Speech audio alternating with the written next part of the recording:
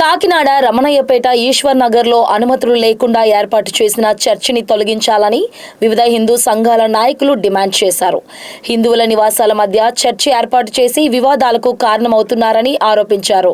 డియా ఈశ్వర్ నగర్ సత్తమ్మగుడి ఆలయంలో నిర్వహించిన మీడియా సమావేశంలో హిందూ ధర్మరక్ష సమితి రాష్ట్ర అధ్యక్షుడు చెదులూరి గవరయ్య, బీజేపీ జిల్లా అధ్యక్షుడు బిక్కిన విశ్వేశ్వరరావు, అక్కడ స్థానిక సీనియర్ న్యాయవాది పి నాగేశ్వరరావులు ఇంటి నిర్మాణం పేరుతో అనధికారికంగా చర్చి ఏర్పాటు చేసి కోర్టు వివాదంలో ఉన్నప్పటికీ తిరిగి తెరవడానికి ప్రయత్నాలు జరుగుతున్నాయని తెలిపారు. గ్రామ సభ అనుమతులు లేకుండా చర్చి నిర్వహించడం నిబంధనలకు విరుద్ధమని పేర్కొన్నారు. చర్చి నిర్వాహకులు ప్రభుత్వాన్ని తప్పుదారి పట్టిస్తున్నారని ఆరోపిస్తూ చర్చిని తొలగించే వరకు న్యాయ పోరాటం కొనసాగిస్తామని స్పష్టం చేశారు. మీడియా సమావేశంలో విశ్వ హైందవ పరిషత్ రాష్ట్ర అధ్యక్షుడు డి వెంకటేశ్వరరావు, నాయకులు ముత్తా నవీన్, అప్పాజీ తదితరులు పాల్గొన్నారు. మీడియా మిత్రులందరికీ కూడా నమస్కారం. నా పేరు బిక్కిన విశ్వేశ్వరరావు, భారతీయ జనతా పార్టీ జిల్లా అధ్యక్షుడిని.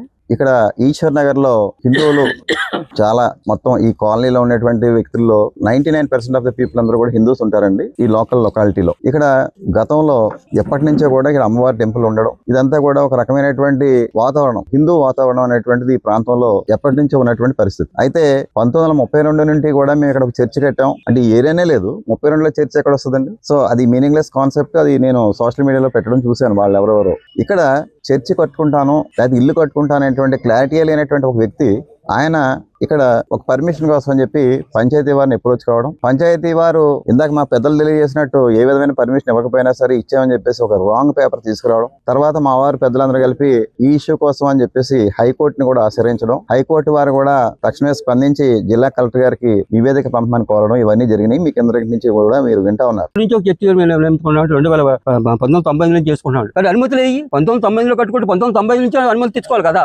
లేదు, అనుమతులు లేవు, అనుమతులు ఇవ్వలేదండి. అదంతా వాస్తవం కాదు సార్.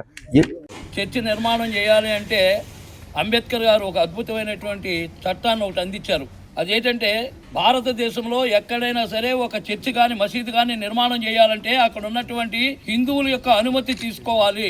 అక్కడ ఉన్నటువంటి చర్చి కట్టాలనుకుని కానీ ఆ పాస్టర్ వచ్చి ఏమండి మేము చర్చి కట్టుకుంటామని చెప్పేసి అన్నట్టయితే ఎంఆర్ఓ గారు యొక్క రెఫరెన్స్ మీదకి అక్కడ ఉన్నటువంటి పంచాయతీ కానీ మున్సిపాలిటీ కానీ కార్పొరేషన్ కానీ అక్కడికి వచ్చి అక్కడ పర్యటన చేసి ఇక్కడ చర్చి పెట్టుకోవడం మీకు ఇష్టమని అంటే ఒక్క హిందువు పర్మిషన్ ఇవ్వకపోతే చర్చి కట్టడానికి రైట్స్ లేవు. అటువంటి పరిస్థితుల్లో ఈవేళ ఈ యొక్క ఈశ్వర్ నగర్ లో 6 సంవత్సరాలు బట్టి ఎవరో ఎక్కడి నుంచో వచ్చి ఇక్కడ జనాలను తీసుకొచ్చి ఇక్కడ చర్చి అని చెప్పి ఇక్కడ హిందూ సమాజాన్ని మత మార్పిడి చేసే ప్రయత్నం చేస్తుంటే ఈ చుట్టూ ఉన్నటువంటి హిందూ సమాజం 6 సంవత్సరాలు బట్టి ప్రతిఘటిస్తూనే వస్తుందండి.